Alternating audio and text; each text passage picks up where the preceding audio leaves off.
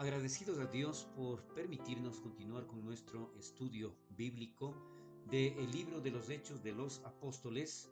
Hoy estaremos revisando la cuarta parte del capítulo 20, en donde Pablo habla de su futuro, y la semana anterior habíamos visto ya parte de los versículos del 22 al 24. Entonces aquí la palabra de Dios declara y dice: ni estimo preciosa mi vida para mí mismo. Esta es una declaración que realiza Pablo porque él se consideraba a sí mismo como un contador, como una persona que analizaba su balance de vida en relación a lo que él había recibido y lo que él había dado. Y declara aquí, dice que confirmando cuidadosamente sus créditos y sus gastos, él siempre tenía a su favor, un saldo a su favor, que es lógicamente la misericordia, el cuidado y las bendiciones de Dios. Entonces, al final dice: no estima preciosa su vida para sí mismo, porque comparada con su Dios y en cómo puede servirle.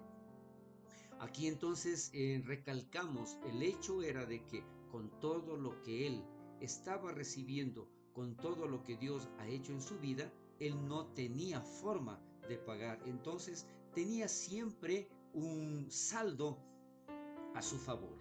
También declara más adelante la palabra de Dios con tal que acabe mi carrera con gozo. Este era el anhelo de Pablo, esto es lo que él sentía o deseaba, como mencionábamos anteriormente, lo que habla de su futuro.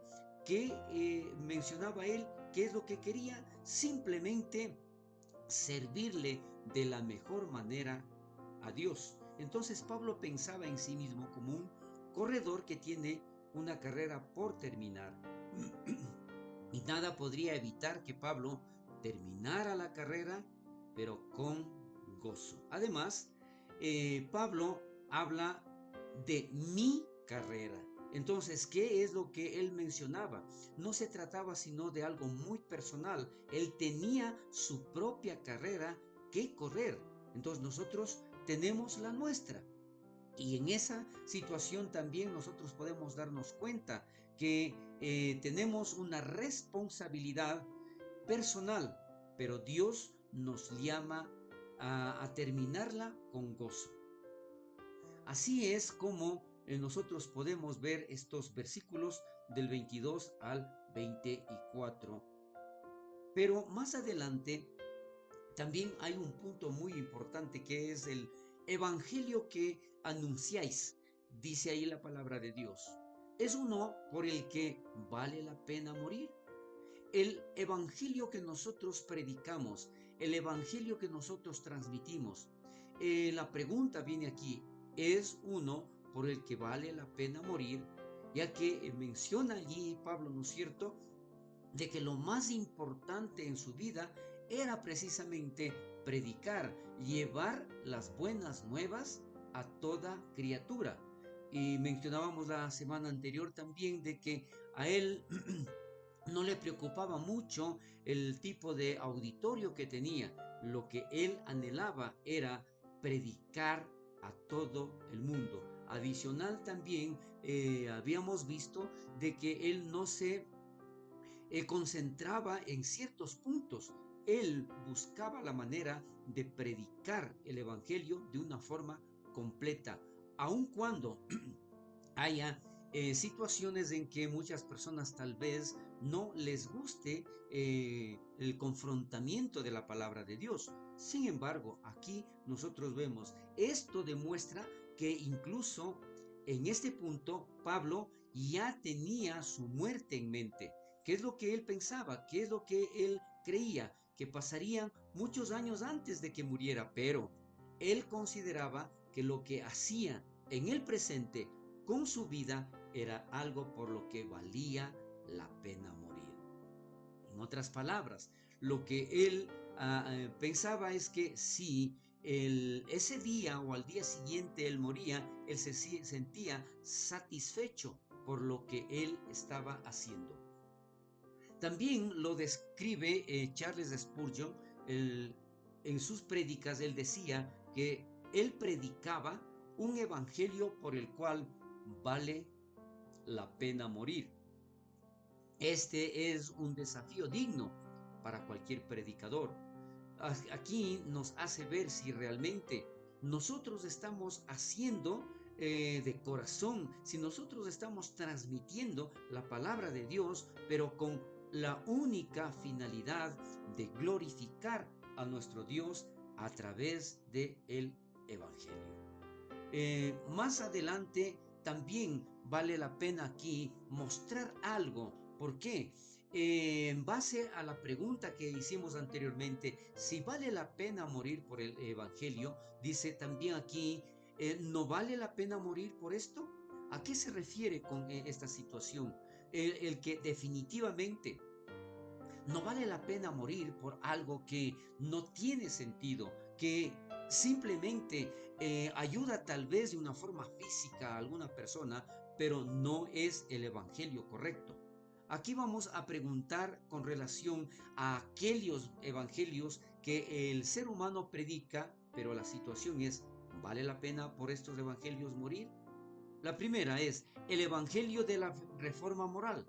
¿Será uno de los evangelios que un ser humano podría entregar también su vida?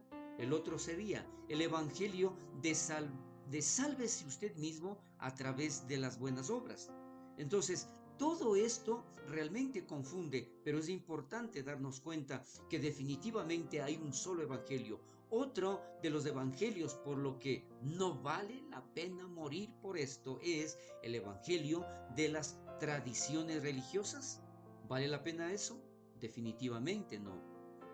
Hay muchísimas preguntas que nosotros podríamos hacer en este momento, pero quiero referirme a otra, el evangelio de la iglesia emergente que se centra en las emociones positivas. Porque es así, hay diferentes evangelios que el hombre ha inventado, pero que no se basan en la palabra de Dios. Han tergiversado todo esto, que definitivamente no vale la pena morir por esta versión o por estos evangelios que el ser humano ha inventado. Existe el verdadero evangelio.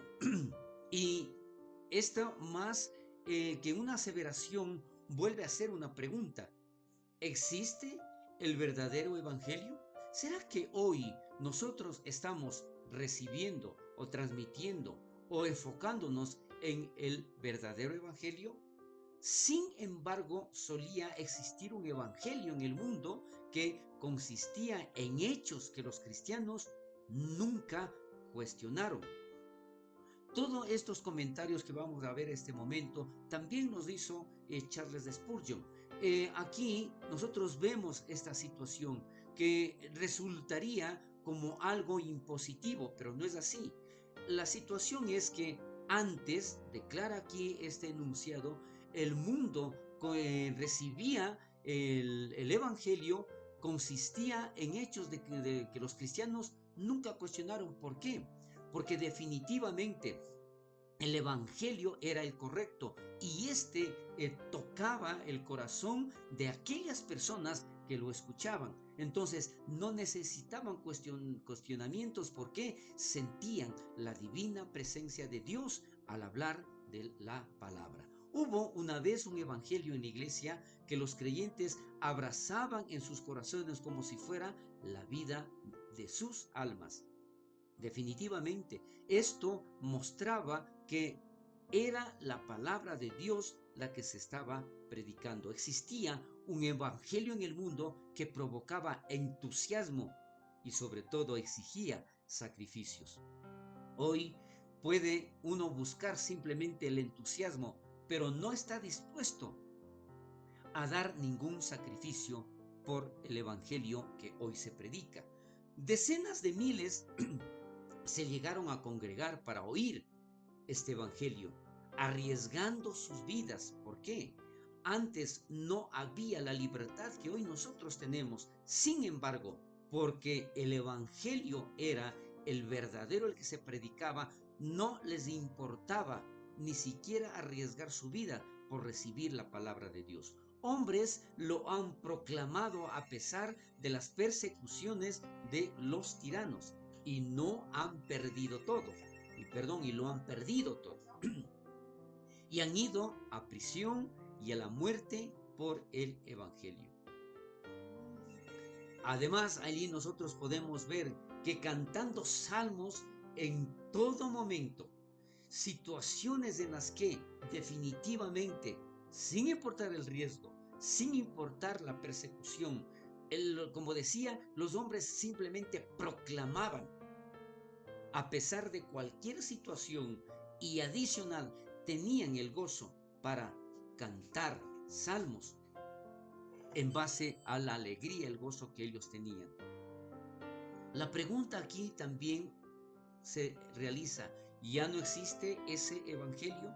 ¿Ya no se siente realmente la presencia de Dios? ¿Qué está pasando en la actualidad? Simplemente estamos transmitiendo algo muy literal, pero sin la dirección del Espíritu Santo. Es por eso que hoy nosotros tenemos que profundizar más en la oración, en buscar la guía del Espíritu Santo para que se manifieste nuevamente en las iglesias, que se manifieste nuevamente en las familias. Más adelante vemos el versículo 25 de este capítulo 20, en donde Pablo anuncia que probablemente no volverá a ver a los ancianos de Éfeso. Recordemos que él sentía algo, y es por eso que también les pide a todos los ancianos de Éfeso que vayan a donde él. Él menciona que probablemente esta iba a ser la última vez que ellos se veían. Y en la palabra de Dios lo declara de la siguiente manera: yo sé que ninguno de todos vosotros, entre quienes he pasado predicando el reino de Dios. Declaraba allí, dice, porque Pablo hizo mucho en Éfeso. En esa ciudad Dios lo usó para hacer milagros increíbles. Nosotros habíamos visto ya en el capítulo anterior, el capítulo 19, cómo Dios obró a través de Pablo. En el versículo 11 de este capítulo 19 dice que en Éfeso Dios hacía milagros extraordinarios por medio de las manos de Pablo. Entonces, todo esto lo declaramos porque no se trataba de recordar lo que Pablo hizo, sino cómo el Espíritu Santo obraba a través de su vida. Más adelante también en el versículo 12 del mismo capítulo 19 dice que en Éfeso los paños y delantales del cuerpo de Pablo fueron llevados a la gente enferma y fueron sanados y liberados de espíritus demoníacos. También en el versículo 15 de este mismo capítulo dice que en Éfeso los espíritus demoníacos dijeron que conocían a Pablo y a su ministerio. Entonces vemos aquí cómo Dios estaba obrando definitivamente, y es allí donde nosotros podemos darnos cuenta que en esta situación no todo eso, con todo esto Pablo no les dijo a los ancianos: todos vosotros, entre quienes he hecho milagros extraordinarios, o todos vosotros, entre quienes incluso los demonios han dicho conocer mi nombre. No, al contrario, Pablo siempre estuvo enfocado en el poder transformador de vidas de la palabra de Dios, y les dijo: todos vosotros, entre quienes he pasado predicando el reino de Dios. Entonces aquí nosotros una vez más vemos que Pablo se refería al poder de Dios a través del Espíritu Santo, en donde él fue usado para proclamar ese evangelio que transformaba vidas, ese evangelio que obraba poderosamente. Hasta aquí nosotros vamos a llegar en esta ocasión para seguir revisando un poco más referente a este capítulo 20 del libro de los Hechos.